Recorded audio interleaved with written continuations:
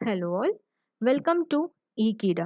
Guys, आज का जो हमारा टॉपिक है या आज का जो हमारा लेक्चर है वो एक kind of a revision lecture हो जाएगा। बिकॉज आज हम वॉइड एग्रीमेंट ये टॉपिक पे डिस्कस करने वाले हैं।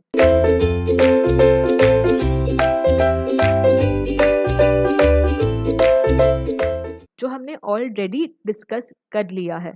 हमें पता है कि वॉइड ये टर्म का मतलब क्या है, कौन से एग्रीमेंट्स वॉइड एग्रीमेंट्स होते हैं और एक एग्रीमेंट कब वॉइड एग्रीमेंट में कन्वर्ट हो जाता है। ये सारी चीज़ें हमने प्रीवियस वीडियोस में, जो हमारे बेसिक वीडियोस है, वहाँ पे डिस्कस कर ली है।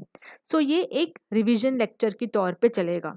बट गाइज, जो न्यू व्यूवर्स है हमारे, मैं आपसे पहले रिक्वेस्ट करूंगी कि हमारा जो वो प्रीवियस वीडियोस है, आप पहले वो वीडियोस को एक बार देख लीजिएगा, ताकि आज जो हम डिस्कस करने वाले हैं वो आपके लिए इजी हो जाएगा। सो आज का जो वीडियो है वो बेसिकली, जिसमें मैंने बताया कि एक रिवीजन काइंड ऑफ लेक्चर है, बट यहाँ पे हम एक लिस्ट देखने वाले हैं। यहाँ पे लॉ ने हमें एक लिस्ट दी है और वो लिस्ट में बताया गया है कि कॉन्ट्रैक्ट एक्ट में कौन से एग्रीमेंट्स वॉइड एग्रीमेंट्स है। अब जो पुराने व्यूवर्स है, जो हमको स्टार्टिंग से फॉलो करते हैं, आपको वो लिस्ट में से मोस्ट ऑफ द चीज़ें पता है। तो एक हाथ दूसरी नई चीज़ है जिसको हम आज भी डिस्कस करेंगे और हमारे नेक्स्ट वीडियो में भी डिस्कस करेंगे। So with this let's start with our topic. पहले आ जाते हैं एकदम बेसिक पे कि वॉइड एग्रीमेंट का डेफिनेशन क्या है। So according to section 2 subsection G, an agreement not enforceable by law is void agreement.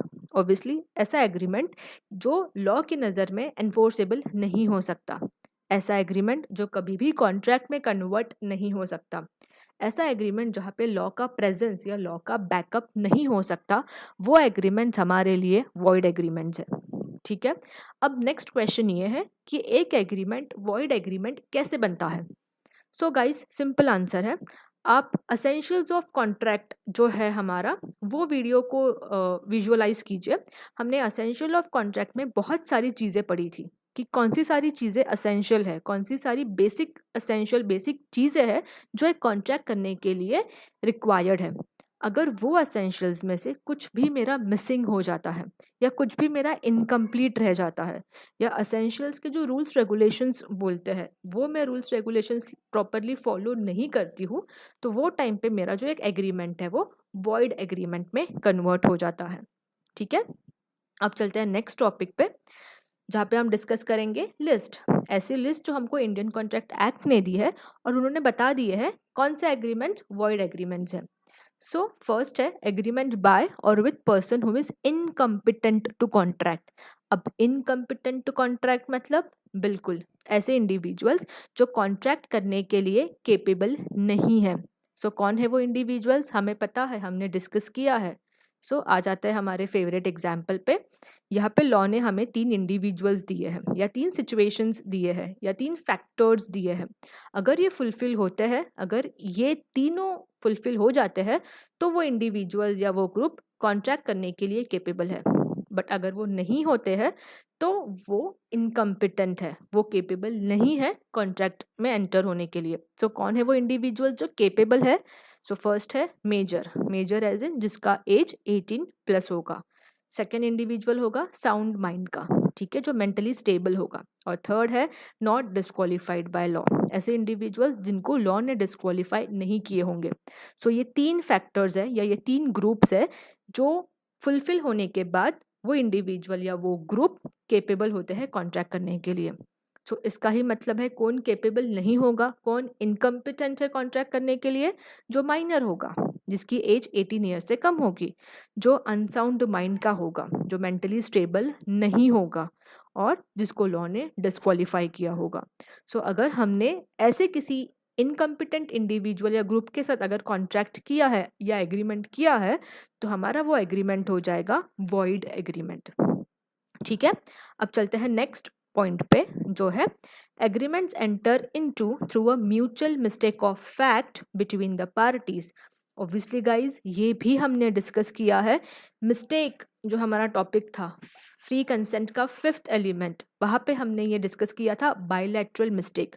Again example हाजिर है हमारे सामने। अब ये बायलैटरल मिस्टेक क्या कहता है कि एक इंडिविजुअल सेलर है, दूसरा इंडिविजुअल बायर है और वो बाइंग एंड सेलिंग करने वाले हैं हॉर्स में। ठीक है, जो हॉर्सेस है, तो ये जो इंडिविजुअल इसको हॉर्सेस खरीदने हैं, और ये दोनों जो है कॉन्ट्रैक्ट करने वाले हैं या कॉन्ट्रैक्ट की बातचीत कर रहे हैं, इनका पूरा वो कॉन्ट्रैक्ट का प्रोसीजर चल रहा है।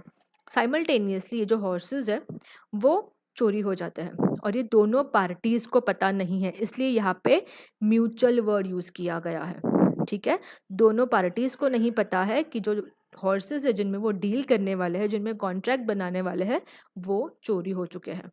ठीक है, तो इसलिए इनका जो ये एग्रीमेंट है वो हो जाएगा वॉइड एग्रीमेंट।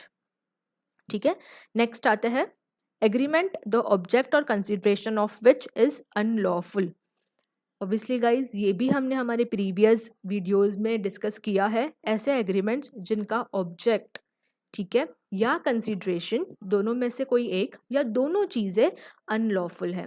ऑब्जेक्ट मतलब वो गुड्स या वो सर्विस जिसके लिए कॉन्ट्रैक्ट या एग्रीमेंट बनाया गया है, और कंसिडरेशन मतलब समथिंग इन रिटर्न। तो अगर दोनों में से कोई एक चीज़ या दोनों चीज़ें अनलॉफुल है तो हमारा एग्रीमेंट भी वॉइड हो जाएगा। अब यहाँ पे क्या लिखा है, इवन इज पार्टली अनलॉफुल। ठीक है, अगर आधा भी अनलॉफुल है तो भी वहाँ पे पूरा एग्रीमेंट ही वॉइड डिक्लेयर हो जाएगा। ठीक है, अब आ जाते हैं नेक्स्ट पॉइंट पे, जो कि है agreement without consideration. Obviously consideration एक बहुत ही इम्पॉर्टेंट पार्ट है एग्रीमेंट का। हमने कंसिडरेशन पे भी पूरा वीडियो डिस्कस किया है कि कंसिडरेशन क्या होता है, कंसिडरेशन कैसा होना चाहिए, कंसिडरेशन के रूल्स क्या बोलते हैं।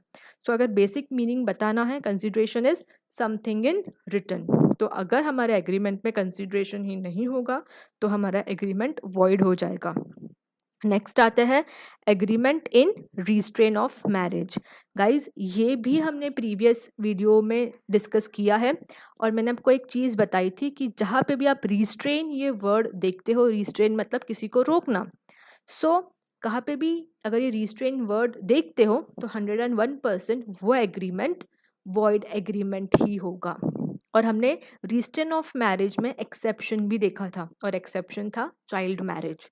ठीक है, आ जाते हैं नेक्स्ट टॉपिक पे, agreements in restrain of trade. ये भी हमने डिस्कस किया था गाइज कि रिस्ट्रेन ऑफ ट्रेड मतलब कि हर एक इंडिविजुअल को अपने चॉइस के हिसाब से, अपने स्किल्स के हिसाब से ट्रेड करने की, बिजनेस करने की, जॉब करने की पूरी फ्रीडम कॉन्स्टिट्यूशन ने दी है। अगर कोई भी इंडिविजुअल या कोई भी ग्रुप या इवन गवर्नमेंट अथॉरिटीज़ हमको लीगल ट्रेड करने से रोकते हैं तो वो सारे एग्रीमेंट्स हो जाएंगे वॉइड एग्रीमेंट्स। अब गाइज मैंने यहाँ पे एस्ट्रिक मार्क डाला है बिकॉज रिस्ट्रेन ऑफ ट्रेड ये अपने आप में एक पूरा टॉपिक है जिसे हम हमारे नेक्स्ट वीडियो में डिस्कस करने वाले हैं, जहाँ पे हम देखेंगे कि एक्चुअल में रिस्ट्रेन ऑफ ट्रेड में क्या सारी चीज़ें अलाउड है, और अगेन ये लॉ है तो वहाँ पे एक्सेप्शंस भी आते हैं, तो वहाँ पे हम इसके एक्सेप्शंस भी पढ़ेंगे। ठीक है, आ जाते हैं नेक्स्ट टॉपिक पे, agreement in restrain of legal proceedings. Obviously legal proceedings, judicial proceedings, court की कार्यवाही में अगर कोई रुकावटें ला रहा है तो ऐसे एग्रीमेंट्स भी वॉइड एग्रीमेंट्स हो जाते हैं। नेक्स्ट है वेजरिंग एग्रीमेंट्स। वेजरिंग ये वर्ड का मीनिंग होता है बेट लगाना या सट्टा लगाना, इसे हम वेजरिंग एग्रीमेंट्स कहते हैं। अब जैसे इंडिया की बात करें तो इंडिया में बेटिंग या सट्टा लगाना ये कम्प्लीटली अलाउड नहीं है। सो अगर ऐसे सारे एग्रीमेंट्स जो वेजरिंग एग्रीमेंट्स है वो सारे एग्रीमेंट्स हो जाएंगे वॉइड एग्रीमेंट्स। बट अगेन इसमें भी कुछ एक्सेप्शंस है, सो इसे भी हम हमारे नेक्स्ट वीडियो में डिस्कस करेंगे।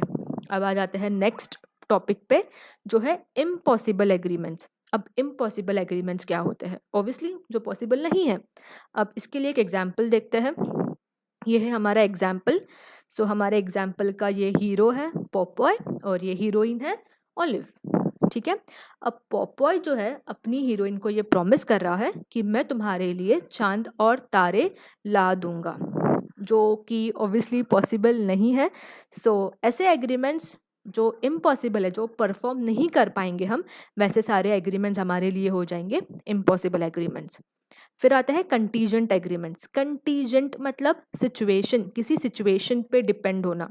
सो इसका एक एग्जांपल देखते हैं कि ए सेलर और कट दिस।